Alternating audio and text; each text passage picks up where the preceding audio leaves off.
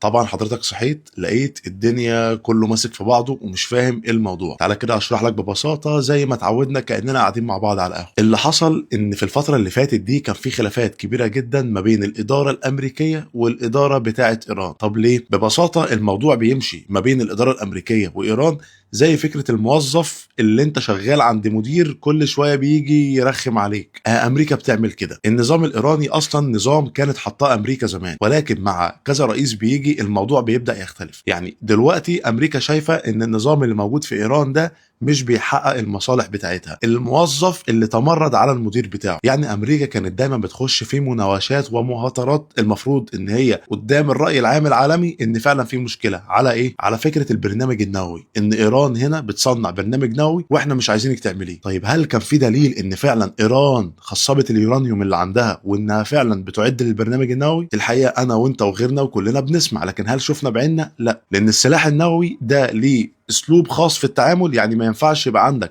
مشكله بسيطه وهتطلعه تستخدمه. فاحنا اساسا كتاكيد ان في برنامج نووي ما كناش نعرف. طب مين اللي اكد لك ان في؟ هي امريكا والكيان، هما الاثنين اللي قاعدين يقولوا ان ايران عندها برنامج نووي وبتعد ليه. ده المفروض ان هو المعلن. لب الموضوع ان امريكا والكيان شايفين ان ايران النظام الموجود دلوقتي ده ما بيحققش مصالحهم. ده مش كده بس، دول شايفين ان هو نظام متمرد. قال لك انا في الاول قلت لك ما تعملش برنامج النووي، وانت جيت قدام الراي العام كله قلت انا هعمله. فده كان مستوجب رد من الكيان ومن امريكا. طلعت امريكا استهدفت المفاعلات النوويه على حسب ما هم قالوا، اللي معرفش ازاي مفاعل نووي والمفروض ان ده اكتر حاجه تامنها عندك، يعني تامنها اكتر من مبنى الرئيس نفسه. فجاه كده بكل سهوله امريكا والكيان طلعوا قالوا احنا استهدفنا المفاعلات بتاعه ايران. فجت ايران هنا قالت لك ما عنديش مشكله وانتوا ضربتوا الاهداف الغلط واحنا بنعيد بناء الترسانه النوويه بتاعتنا. ده مش كده وبس، ده انا كمان هنمي وهكبر الصناعه بتاعت الصواريخ الباليستيه عندي. وهنا بقى مشكله تانية، الكيان هنا قدام شعبه هو في مأزق. طب ليه مأزق؟ لان ببساطه الصواريخ الباليستيه المدى بتاعها بيوصل لاكتر من 2000 كيلو متر، وده معناه ان ايران على حسب كلامها تقدر تستهدف الكيان من مكانها. يعني انا بكل سهوله اقدر استهدفها من لبنان، اقدر استهدفها من مكاني. وده طبعا يخلي الشعب بتاع الكيان اللي هو اجبن من الجبن دايما شايف ان كده هو في مشكله. فهنا امريكا كانت شايفه ان النظام اللي موجود ده لازم يتشال. طب لعبتها ازاي اساسا؟ بكل بساطه صدرت لهم مشاكل اقتصاديه، بدات تلعب في القصه دي وتضيق عليهم الموضوع اكتر ما هو كان ضيق اصلا. فهنا عملت مشاكل اقتصاديه خلت الشعب يطلع عليهم، والشعب بقى فتح القديم بالجديد والسجون والقصص اللي كانت بتحصل عندهم. فالموضوع هنا بدا يخش في قصه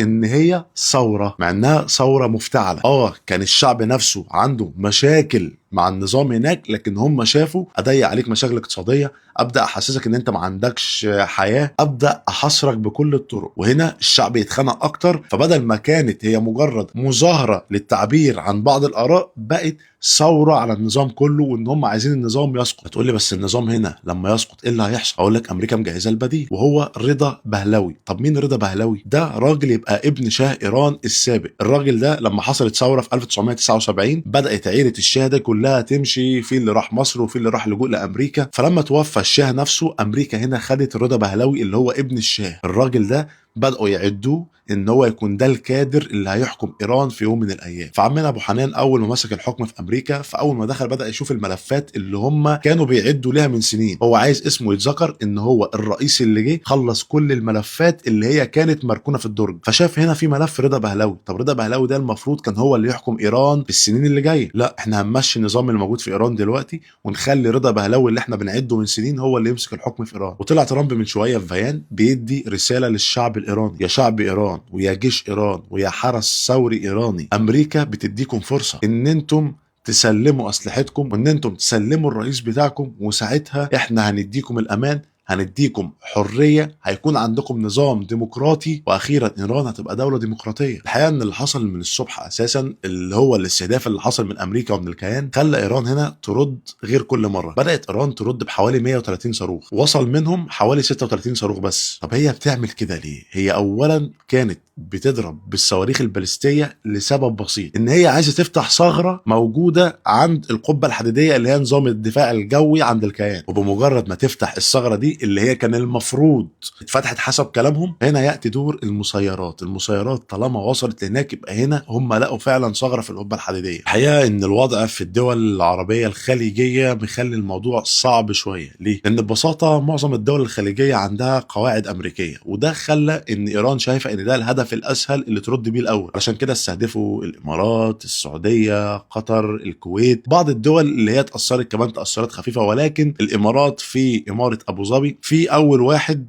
تم يعني سقوطه هو من المواطنين، راجل اتوفى ولكن هو كان يعني مدني ملوش اي علاقه بالجيش الاماراتي ولا حتى بالقاعده. ومعظم الدول الخليجيه قفلت المجال الجوي بتاعها، ولكن حتى الان مصر هي فاتحه المجال الجوي بتاعها. علشان كده حضرتك لو فتحت اي خريطه دلوقتي وشفت المجال الجوي هتلاقي المجال الجوي المصري زحمه جدا، طيارات فوقيه كتير. ده ببساطه عشان حضرتك ما عندكش قاعده امريكيه. الموضوع رايح لحد فين؟ لحد دلوقتي ما حدش عارف، ولكن الخوف كله ان الحلفاء بتاع دول وبتوع دول يتدخلوا في الموضوع. طب مين اكبر حليف عايز يخش في الموضوع بوشه؟ الهند الايام اللي فاتت دي عملت تحالفات كتير، ودلوقتي شايفه ان ده الوقت المناسب ان هي تبين ولائها للي ما يتسموش. الموضوع صعب جدا ومكعبل، ولكن خلال الساعات اللي جايه هيبدا يبان الموضوع رايح لحد فين. الذهب عمال يعلى، الدولار عمال يتذبذب، ولكن الموضوع صعب. ربنا يحفظ بلادنا وربنا يسترها علينا كلنا. الموضوع شايف هيوصل لحد فين.